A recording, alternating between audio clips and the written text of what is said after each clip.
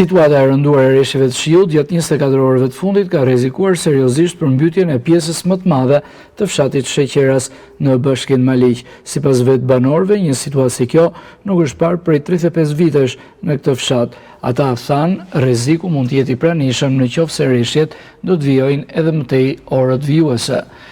Para reshjit, që ja kanë vazhduar gjithë kohë, po dhe problemet e tjera janë këto që lumi i Vollit nuk është mbushur kaq, siç është mbushur këtë radhë.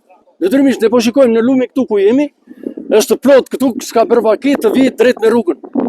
Tani 2 shtëpi këtu janë ka hyrë ujit. Në qoftë se do të vazhdojnë rreshtjet siç kanë vazhduar këto ditë, me këto gryka që u zon këtu, u zon që mos hyjë nga ky lum, po shiu do bjerë në fshat. Ku do derdhet uji tani? Rreziku është prezent. Tash në mbrëmje filloi vetëm po sjellës. Dhe në një gjë të këtillë unë nuk kam parë 36 vjet, herë parë që shikoj një gjë të këtillë, rrezikojnë. Tash po mbyllin këto kanale këtuja, ardhi Fadroma, po i mbyllin që mos na hyjë në fshat. Prefekti i Qarkut Korçës Nertil Jole tha se situata në fshatin Sheqeras është nën kontroll pas ndërhyrjes nga ana e bordit kullimit, duke mbyllur shumë portat kanalit kryesor e duke marrë masa.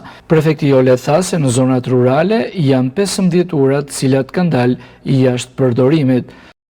Ne me kryetarin e bashkisë gjykuam që të bënim një monitorim më të detajuar të situatës këtu në Sheqeras edhe prej disa sinjalizimeve që morëm, duke qenë se kuotat e kanaleve kishin një lloj rritje si pasojë rrugëve shumë të vështirë të lumit.